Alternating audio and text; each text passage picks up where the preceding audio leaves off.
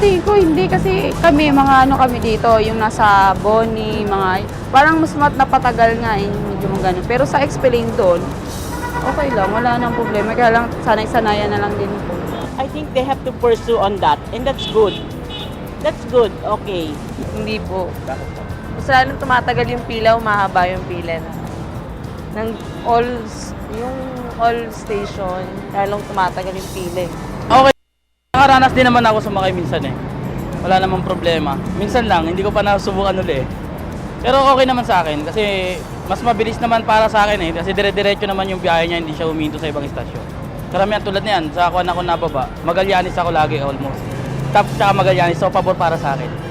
Mas matagal pa rin kaysa yung dati. Parehas lang eh, walang pinagbago doon sa normal lang na biyahe.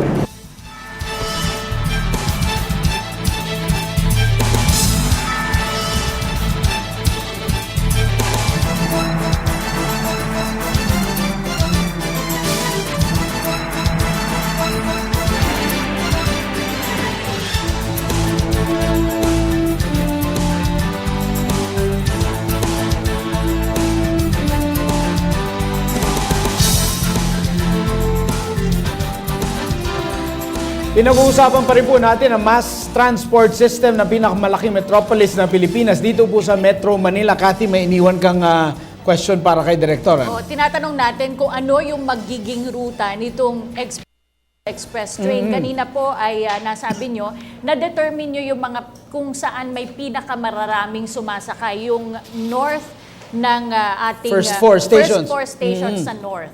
Sige po, pagpatuloy nyo po yung magiging sistema. Ito pong ating experimental run ng express train. Ito po ay magiging operation nito ay alternate tayo. Yung unang train natin ay magiging regular train, meaning po nun ay lahat ng stasyon ay bababaan at titigilan niya pa rin. Alternate niya po ay ang ating mga express train. Yung pong papunta ng south na express train, ito po ay magkakaroon lamang ng limited stops. Ibig sabihin, yung unang express train po natin ay may code na 1S, ito po ay magsasakay sa north. Ang sunod niya pong bababaan at magsasakay ng pasahero ay sa Quezon Avenue. Then tuloy na po siya ng Buendia, Ayala, Magallanes, then Taft. Yung susunod pong train ay regular train uli. Ang susunod po ay yung second express train po natin, limited stop uli, magmula ng north, ang sunod po niyang baba ay sa Kamuning. Po siya ng Buendia, Ayala, Magallanes, and Taft. Then regular train uli, lahat ng stations bababa niya. Ang third express train po ang susunod, ito po ay, again, sa North Avenue Station, ang sunod niyang bababaan ay sa Cubao. Then ang susunod po ay doon na rin sa Buendia, Ayala, Magallanes, and Taft. Gaano kalaking diferensya, sir, sa travel time, yung express versus the regular? Hindi po. Actually, wala pong difference in terms of travel time. Kasi unang-una po, ang release ng MRT, wala naman pong tren na pwedeng mag-overtake sa tren na nasa unahan. Pero hindi... Express po siya na sense na ito po yung nililimbitahan natin yung stops ng tren. Para po yung salubungan ng papasok at papalabas ng pasahero ay may iwasan po natin. Thereby, naiiwasan din po natin yung mga pagkakasira ng pinto at masyadong siksikan at salubungan sa mga estasyon. Particular po dun sa unang 4 na estasyon dito sa North Avenue, Quezon Avenue, Kamuning, and Cubao, and dun sa huling 4 na estasyon magmula Buendia, Ayala, Magallanes, and Taft. Director, ano po ang naging resulta nung pagsisimula po ng pagpapatupad nitong experimental express train system natin? Meron po tayong, kung titingnan po natin yung reaksyon ng ating po mga masahero, ay mahahati po natin ito sa dalawa. Unang-una po yung mga nagsasabi na maganda po ang naging resulta sa kanila kasi po medyo lumuwag yung kanilang pagsakay ng tren. Ito po yung mga pasahero ng mga end-to-end passengers. Meaning po yung mga sumasakay ng express na dire-diretso, medyo lumuwang po yung laman ng express train. Subalit ito naman pong mga pasahero na natin na tinatawag nating nasa middle stations. Ito po yung magmula ng Santolan, Ortigas, Shaw, Guadalupe at saka Boni at Guadalupe, medyo negative po para sa kanila. Kasi siyempre po, ang kaluwagan ng mga diretsong pasahero ay dagdag na kasikipan naman dito sa mga nasa middle stations. Okay. Pero kung hindi naman sila bababa doon sa talagang alam nilang titigilan, dapat hindi na sila sumakay. Kati ano? Oo. Was there enough preparation for the riding public? Nagkaroon po ba ng sapat na panahon para ma-inform sila? Kasi medyo nakalilito kung pakikinggan Yes. mo, may 1S, may 2S, kung saan-saang stops. Were they adequately prepared for this? Unang-una po siguro, kung maalala po natin, na when it was first announced na i-implement ito, the DOTC ordered MRT3 to put it on hold. So, ang nangyari, nagkaroon po ng mas mahabang oras at araw yung MRT to do a public announcement of this. Maliban po doon, yung ating pong mga public address system sa tren at saka sa mga stations po natin ay patuloy at araw-araw na inaabisuhan po yung mga tao hinggil po dito. In fact po, ang resulta natin dito, halos wala po tayo naging reklamo hinggil po sa kalituhan ng mga pasahero. Okay. Punta muna tayo sa ating studio audience. Kasama si Kirby Castrobal. Attorney Mark, may mga pahabol pang katanungan yung ating mga bisitang estudyante. Unahin ko na si Benito Cepeda galing ng Eastern Summer State University. Benito? Hello, good evening po. Ang tanong ko po ay para kay Ma'am Mary Ann. Articulated bus ang inaasahang tutugon sa pangangailangan sa Metro Manila. Sa ngayon, isa pa lang yung meron tayo dito sa Pilipinas. Pero hindi natin alam kung ano yung pwedeng sabihin ng mga nakatataas. Ma'am, just to follow up po, no? Sakali pong maging maganda po yung maging resulta po ng articulated bus, magkakaroon ba to ng priority lane po sa EDSA, which is para mas maging mabilis po yung pagbiyahe nito? Not necessarily EDSA, but there is a project of the DOTC concerning concerning a system, and the articulated bus is a part of the system. Alright, maraming salamat po, attorney. Sunod naman si Angelica Faye Tolosa, galing naman ng Philippine Christian University. Good evening po. Yung question ko po is for Ma'am Sol. Kasi po, nagpe-present po yung government or yung mga offices ng solution para po dun sa problem natin. And kagaya po ng iba pang mga batas or implementations, nagkakaroon pa rin po yun ng mga lapses.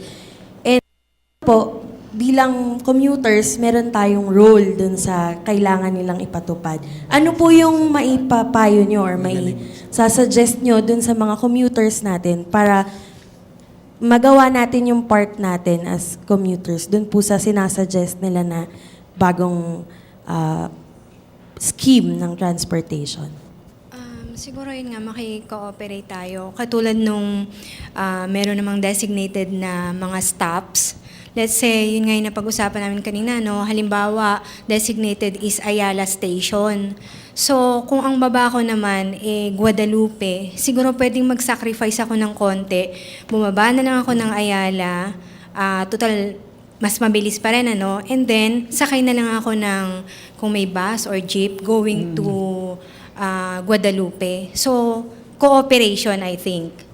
Yung isa pa po sa inaasahan ng ating taong bayan ay yung pagdadagdag nga ng mga bagon ng MRT at I think LRT rin kasama dyan. Pero Director San Jose, kung po ng dagdag na mga bagon, magkano po ang idadagdag naman sa minimum fare sa MRT? Sa ngayon po, wala po kaming nare-receive na any advice on fare increase. But yun pong pagdating ng mga bagong bagon, ito po ay magbibigay ng additional 60% na capacity sa atin. At ang tinatawag po nating capacity expansion, hindi lamang po ito ay mga bagon ng tren. Kasi yung pagkakagawa po ng MRT sa ngayon ay nakadisenyo po ito sa present number of trains lamang. So kung magdadagdag po tayo, kasama po dun yung pagdagdag din ng mga power stations, pag-upgrade po ng signaling system natin at sa pagsasaayos ng ating mga relays para po ma-accommodate ang isang 4-car train at 2.5 minutes headway. Ang ibig pong sabihin nito, kasi po sa ngayon ay 3 bagon lamang tayo sa isang tren at meron po tayong headway o pagitan ng pagbabiyahe ng 3 to 4 minutes ang bawat tren. Subalit pag dumating ito pong mga bagong tren natin, tayo po ay 4-car trains ang isang tren at magkakaroon po lamang ng pagitan na 2 minutes bawat biyahe. Yan. 2.5 minutes. Alam mo, Mark, meron ako nabasa na isang quote. Ang sinasabi, ang isang senyales daw ng isang progresibong bansa ay hindi yung mga bansa na yung mga mahirap ay nakakabili ng kotse. Correct. Kundi yung mga mayayaman ay sumasakay ng mass That's transport. right, oo. We are looking forward na sana po sa ating bansa mangyari rin yan. At paano natin gagawin yan? Ano ang magiging hitsura? Ano ang general plan? Siguro as they say their final words, sana sabihin na rin nila, ano yung master plan para sa ating public transport system? Unahin natin para sa kanilang closing statement, ating director na lang ng Department of Transportation Communication, MRT Director Renato San Jose. Is there a master plan, Director? And give us your closing message na rin po. Sa ngayon po, ang ginagawa ng DOTC sa rail sector ay magkakaroon po tayo unang-una ng pagdadagdag ng capacity ng hindi lamang po ng MRT, kundi kasama na po yung LRT. Kasama po yung expansion ng LRT mula po dito sa ating present na Baclaran hanggang po sa Cavite. At meron din po extension ng Line 2 magmula po Santolan hanggang sa Masinag. So yun naman pong ating tren na Line 1 at saka Line 3 ay magkakaroon po tayo ng common station. Ibig sabihin yung mga pasahero po ng Line 1 at saka Line 3 ay pwede pong wag nang bumaba ng kalsada at maaari na po silang kumabila ng tren. Kasi gagawa po tayo ng common station Mga dito po interchange. sa may Trinoma area. Kasama din po rito yung pong pag-construct ng bagong linya ng tren na tatawagin pong MRT-7. Ito po yung magmula North Avenue Station hanggang po makarating ito doon sa San Jose del Monte.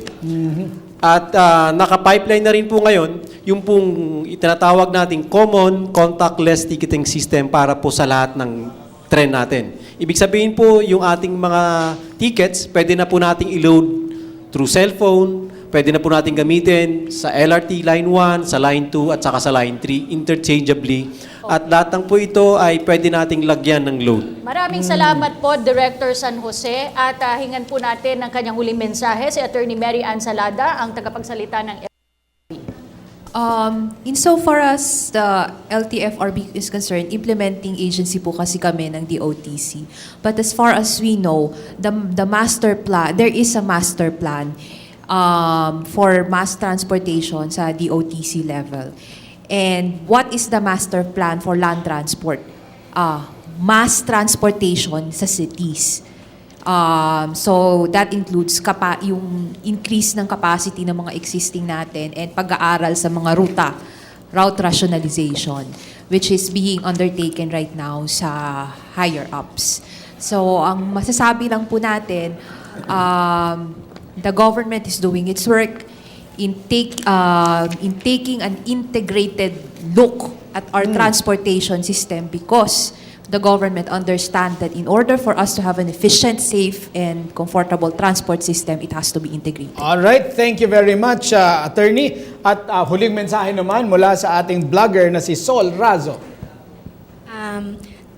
Maganda siguro na bigyan muna natin ng chance yung ating government at other agencies dun sa mga solutions na tinatry nila na i-implement at makipag-cooperate tayo, and then siguro if we need to sacrifice a little, katulad nga nung halimbawa hindi naman siya designated bus stop or MRT station stop, pwede naman siguro natin na maglakad-lakad lang tayo ng konti, at least nakakabawas tayo dun sa problema kahit papano. Okay, maraming salamat. At huling mensahe naman mula kay Badet Rivera. As a commuter, we need to widen our patience na rin. Tapos, yung pagsunod na rin sa rules, katulad ng simpleng pagpila ng maayos, ganun. Kasi lahat naman tayo nahihirapan. So, pasensya lang, ganun. At huling mensahe mula sa ating kasamang Edwin Eusebio. Isa lang po masasabi ko, Attorney Mark, bilang mga Pilipino, ang kailangan natin ngayon, habang maiksi ang kumot, matutong mamaluktot. Okay, maraming salamat sa ating mga panauhin ngayong gabi sa ating special forum. At sa posibilidad ng pagpasok ng articulated bus at express trains sa ating kalsada at mga railways, tiyak na malaking adjustment po ang dala nito sa ating lahat. Ano man po ang kahinatnan ng proyektong ito, naway atin pong maintindihan na ito ay para rin sa ating kapakanan. Ako po, si Cathy San Gabriel.